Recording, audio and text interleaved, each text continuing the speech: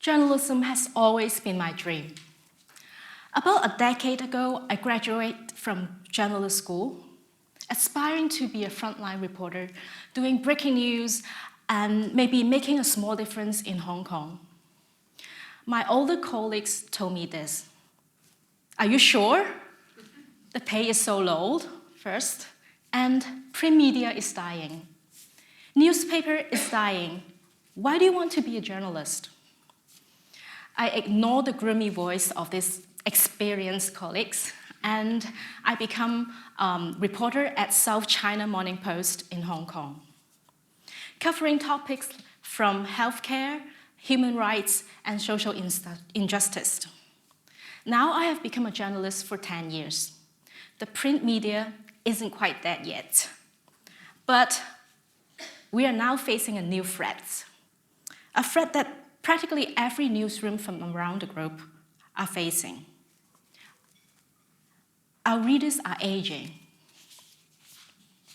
We know the future of the newspaper depends on young people, but what can we do if they feel uninterested in news, determined to be disengaged in politics, and consider news as opinion comment from key opinion leaders who spoke on social media? Many traditional newspapers, including my own Newsroom, have been trying various tricks to draw a young audience. Many of these attempts have failed. But there is one newspaper in Hong Kong which has found a very successful youth strategy. I will share the story with you today. This newspaper is Apple Daily in Hong Kong, which is entirely unrelated with the Apple Store. The founder of Apple Daily is a businessman called Jimmy Lai. He escaped from China to Hong Kong at the age of 12 in the 50s. He started working as a young boy in the garment factory and later built his own clothing empires in the 80s.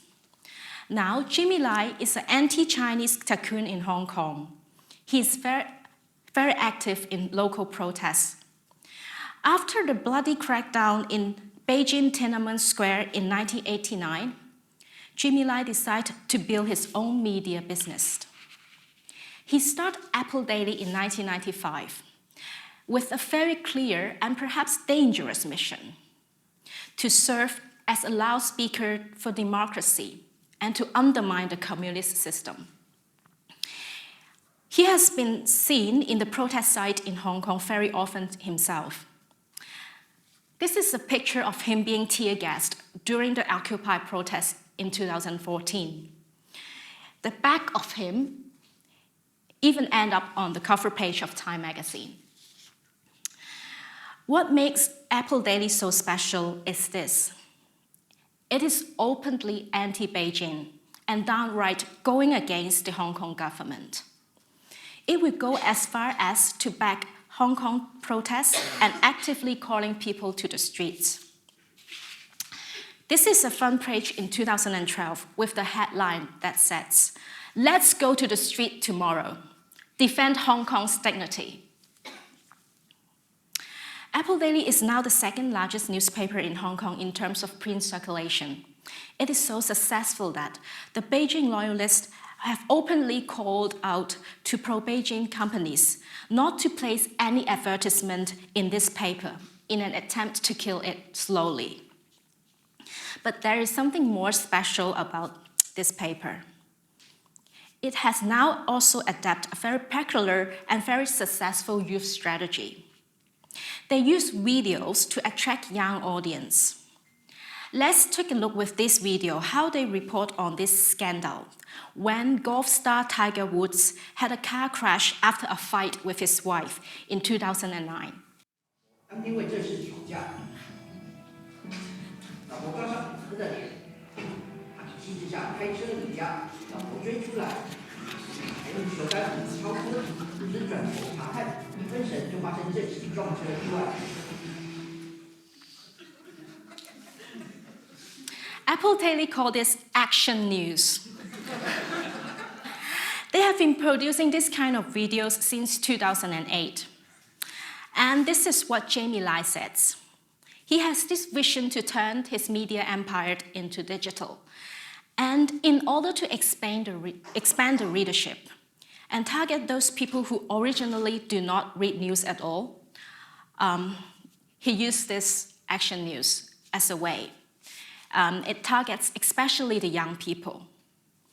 Now, we can see what Apple Daily is doing here maybe goes against of a lot of things we've learned from the journalism school. And it is quite different from how we do it in South China Morning Post as well. For us, we strive hard to maintain neutral in our news reporting. But this action video of Apple Daily aimed to produce innovative clips with humorous narrative and animation in order to turn news into lively and interesting. But action news, of course, become a hit immediately in Hong Kong. At the same time, it has attracted a lot of criticism, one of which was that it lacked objectivity, often exaggerated and sensationalized news, and compromised accuracy.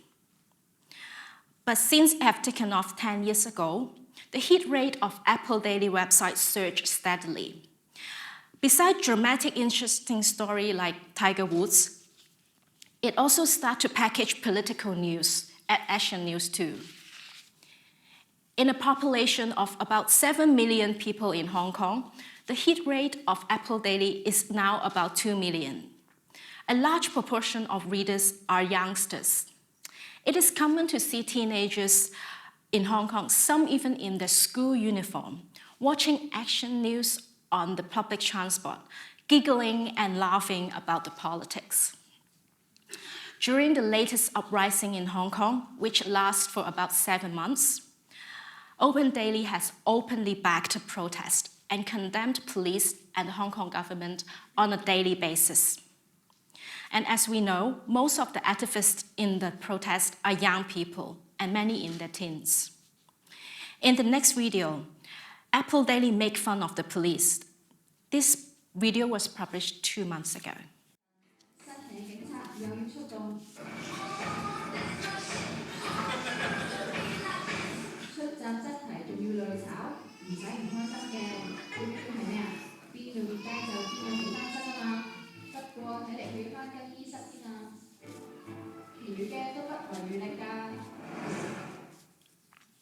Of course, young people love this. And Apple Daily benefit from the demonstration. It has helped it to fund a turnaround plan for the media empire. Now, this picture is a familiar scene we can see almost every weekend in Hong Kong now. Since the protesters took to the street in June, Apple Daily's page view also doubled on demonstration day to an average of 8 million.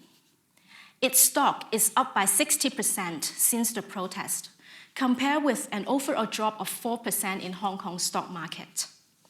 More than 1 million people have registered to pay about 3p per day to keep access to the website. In a way, what Apple Daily have achieved in Hong Kong is really unique. On one hand, its innovative way of presenting action news have earned its young readership. It has continued to grow. Riding on the anti-China sentiments, the trend is unstoppable. But can such success be copied by others? For example, my own newspaper, South China Morning Post, which is a century-old newspaper and the only English broadsheet published in Hong Kong, it's difficult for us to take that role. But it may still be a good thing that some media are coming up with innovative ways of presenting stories to attract young audience who originally hate to read news. Still, I'm unsure whether this is the answer to our readership problem or a new challenge to the traditional values of journalism.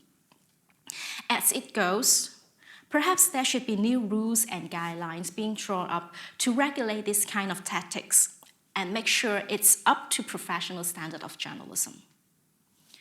Having such a competitive rival, I have learned one thing from Apple Daily and the recent protest. It has constantly reminded us never to forgive our youth. always have their interests and appetite in our mind, and keep exploring ways of delivering stories that are important to them.